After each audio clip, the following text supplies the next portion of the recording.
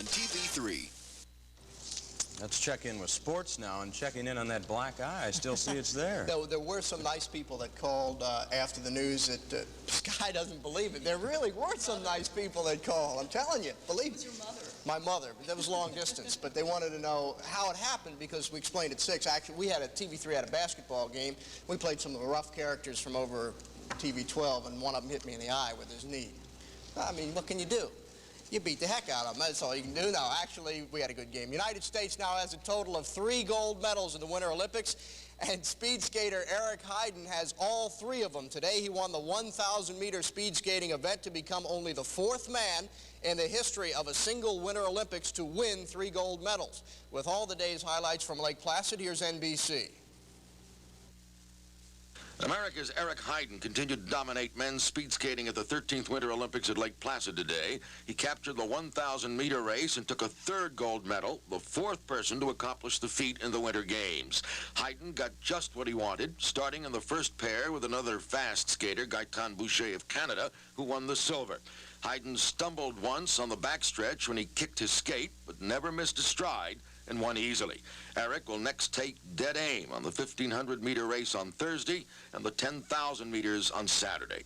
Ingmar Stenmark proved that he's the world's greatest skier, coming from 3rd to win the giant slalom.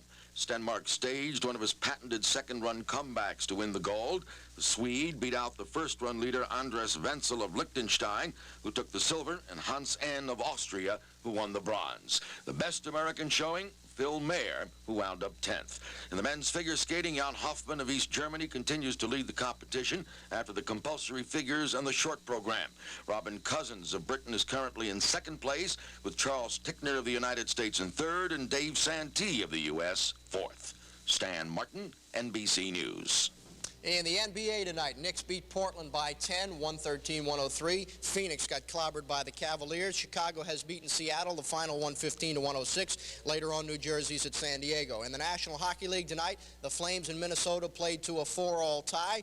Capitals beat Montreal 3-1. Hartford knocked off Edmonton 6-2. Toronto beat the Islanders 6-4. Buffalo is leading Quebec 3-1 in the second. Philadelphia, Colorado all tied up in the first. Later on, St. Louis is at Vancouver. High school district playoff action continued tonight around the area. Over at McClellan Gym in 6 AAA, the City High Lady Dinahs continued their string of victories with a 54-28 thrashing of the Hickson Lady Wildcats. City was led in scoring by Angela Fletcher, who had 15 points, and Kim Bush added 14. For Hickson, it was Melanie Turner with 6 and Kay Webb with 10. And checking other action at UTC tonight in girls AAA, it was GPS over Howard, 63-44. The final 63-44, GPS wins it. There's the City score again. In boys action, Hickson knocked off Baylor, 70-55, and Brainerd whipped Macaulay, 55-26. In 5AA girls action, Soddy Daisy over Cumberland County by 1. Red Bank beat Cleveland by 7. And in boys action, how about this? Cleveland upset East Ridge in a big way, 93-59. They look strong. McMinn County beat Chattanooga Central, 63-46. In some other action tonight, in 6A, it was Sale Creek over Sewanee, 81-56, and in girls action, Sale Creek beat Bledsoe 63-51, and Sequatchie County over Sewanee Academy 94-27. In District 5A, Meigs County knocked off Tennessee Temple 41-32, Boyd Buchanan over Lookout Valley 46-38, and in girls action, Meigs County 37, Copper Basin 30. The DePaul Blue Demons won their 23rd straight game without a loss last night, and in doing so hung on to the top spot in the nation, according to the Associated Press weekly top 20 college basketball polls. They received all 54 first-place votes. Louisville won their 18th straight game last night. They're now 26-2, second in this week's poll. They're up from 1 last week, up 1 from last week. Kentucky moves up from 5th. Syracuse drops from 2nd. LSU moves up a spot.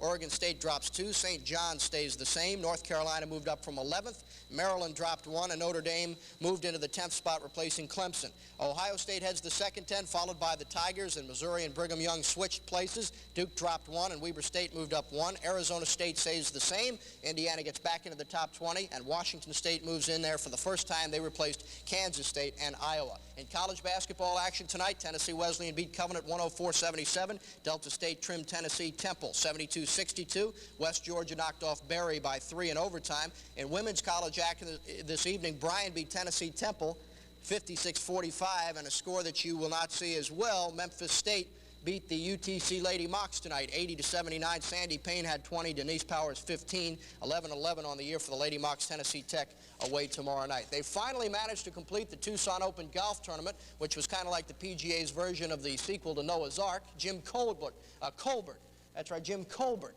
started the day 4 strokes ahead of the nearest golfer. He finished with a 4-stroke lead, a 72-hole total of 270, which was 22 under par. Dan Holderson was second. This birdie putt on 18 put him 22 under par, gave him the tournament, which was delayed by rain, ended up a couple of days late anyway. Alan Miller finished third, Tom Pertzer fourth. Colbert picked up $54,000 in that hat you were about to see, which they gave him, which was real nice. The Conehead hat he got for $54,000. He'd have worn a piece of newspaper. He didn't care. There's nobody exciting in the game of golf anymore. Well, there is, but they just haven't been playing in these tournaments. They're just starting to get into March and April. Or the really big names, hard. people who big names. continue Those to guys win. are taking trips to Caribbean and things like that. Well, Paul McKay will have the latest weather information when TV continues.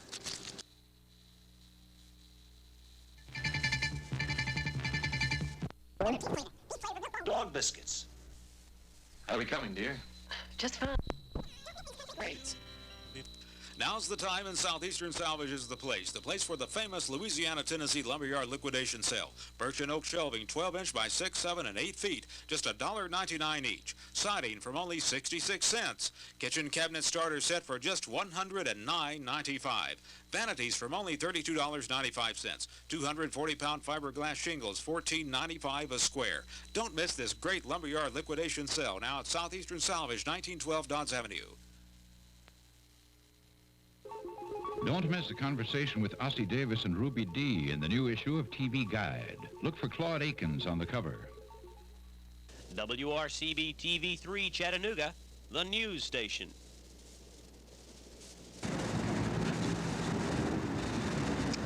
You know, a lot of sportscasters get sent to Florida by their company and wind up spending their whole time down here goofing off. But not us. A lot of guys have a tendency, once they get away from the shop, to go a little bananas. You know what I mean? Pad the expense account. Do things they wouldn't normally do. Take advantage of the company.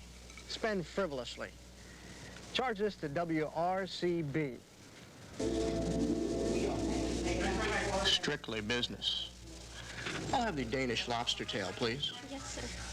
At this very moment, we are feverishly mapping out strategy, making plans. Our purpose is to give you the most complete, concise, comprehensive, behind-the-scenes look at spring training that anyone's ever done. Anybody find out where the ballpark is yet? Let's go. Dog track opens in 2 hours. You know, obviously that's not really the way it is down here, but the reason we did that is to try to get you in the mood for this show. It's a show about spring training, and spring training is a loose type of atmosphere. You'll see some of the same interviews that you see every year, but you'll also see some of the things you don't see every year. Sure, everybody gets into the spring training atmosphere. It's a lot of fun to be in West Palm Beach with the Braves, but it's also a lot of hard work, too, especially for the players, because they realize that it's not just a game anymore. Now, it's their livelihood. A lot of people think that spring training is just a big party and that nobody really works down here, but you guys work extremely hard. Well, we've been down here now about 3 weeks, and it's probably about a week and a half or 2 weeks longer than anybody else.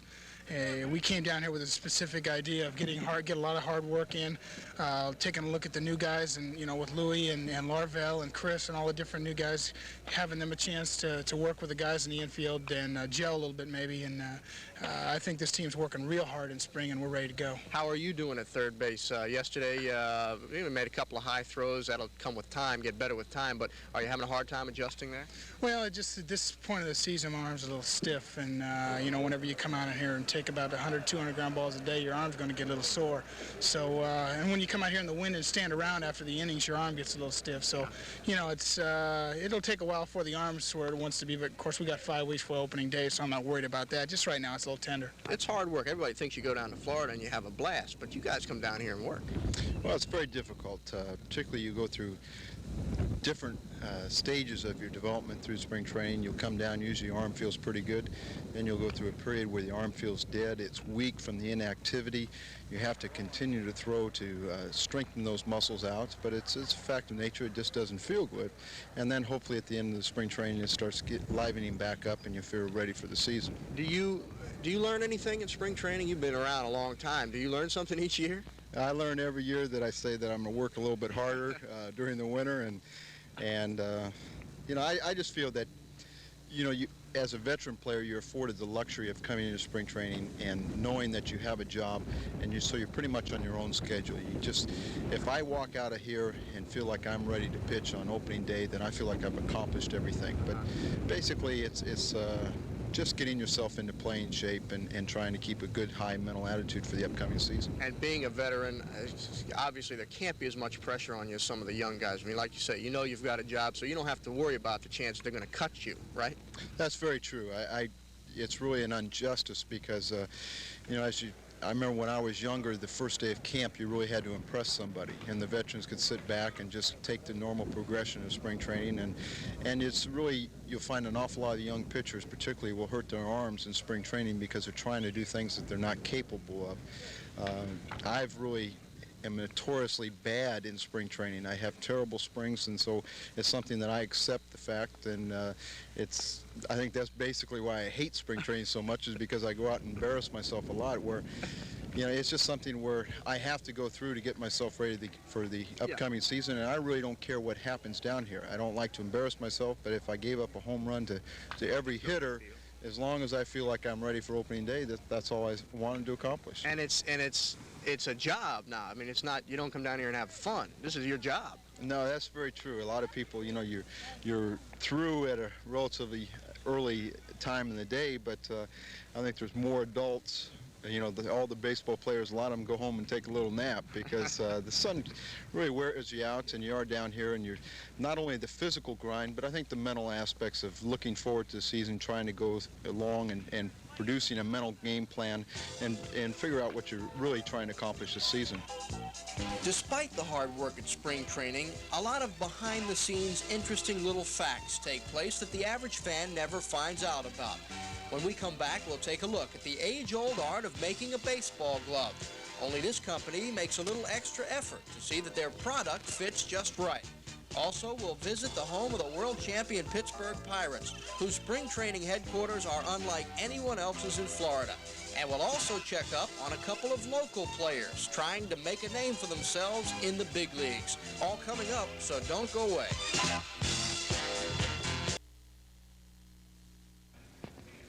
When's the last time you took a look in your closet? You probably saw an old baseball glove in there that you had since 1910, and it's been used in 8,000 games. Well, when you get to this stage of your career, the big leagues, you don't find that problem. You don't find equipment problem. You don't use old things, because mainly through promotion.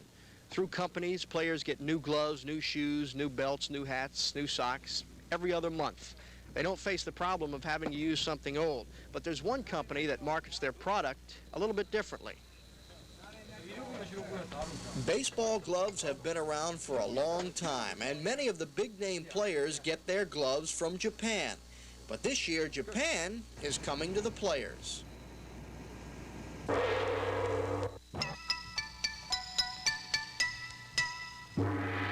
These gloves are manufactured by the Mizuno company out of Tokyo. But in order to become more accessible to the players, they travel in their van to every spring training camp and custom make gloves and shoes. Steve, see, Mizuno has been making ball gloves since 1918, so I mean it's not a new ball glove line. In fact, over in Japan, about 60% of the major leaguers are wearing it. So 2 years ago, when Curly Bates started marketing the gloves here in America, we wanted to start from the top, go to the major leaguers, because that's how you really get a glove line going. But now the question is, how do you get a glove line to the major leaguers? You can't just go down and throw them out and say, okay, guys, try these, because they've had their particular favorites for years now. So we thought, well, let's do something a little bit different. Let's invite the players in to see us, and we'll design it for them right on the spot. That's the purpose of the van. Nobody else had ever done it before. You go around to all the camps. We sure do. This is our 14th camp now. We'll be here in Florida until next Monday, and then we've got the long haul to Arizona. Whether you know it or not, athletes rarely pay for anything on their body. Gloves, uniforms, shoes, even the Desinex all comes free. And players have their choice of just about any company they prefer. But many of them prefer Mizuno. Perhaps it's the personal touch, but Darby says the reasons are simple. We've got two of the best craftsmen in the world that travel with us in the van, so they can design just about any style glove a guy could want. And another reason is our gloves are very easy to break in. They're very comfortable to wear, yet they last longer than most of our competitors' gloves. So you put those two together, and that's the main reason they're coming out. Believe it or not, the length of time it takes to make a glove is fairly short, but the procedure is rather complex. First, the player chooses his style, size, and leather. After the glove is fitted, the fingers are cut out, and then the stitcher goes to work. Once that phase is completed, the fingers are stretched out, the leather is pounded, and of course the final touch, the name is burned on. Now we all know how picky professional athletes can be, and Darby says that it isn't easy getting them to change over. Well, I'll tell you what, it hasn't been easy because, you know, baseball is an established game, it's a very traditional game, but the players are open-minded. They're always looking for something that's going to better them. Yeah. So it was hard, yes, and it was easy. I mean, it was a combination of both. When we walked up to the van, the players were lined up to get in, and all the big names, too. Some of the gloves are even on reserve for the biggies. But the pros are swearing by it. One of them is Tennessee graduate Phil Garner. Yes. Yeah, the leather feels like it's forming a little better. The other one I had, that GIDS 3S. I used it for a whole year, and then it wasn't breaking in right. Of course, you know, I'm real particular with it. I go through maybe 7 to 10 gloves a year, and I usually find one out of every 3-year batch that I keep and use.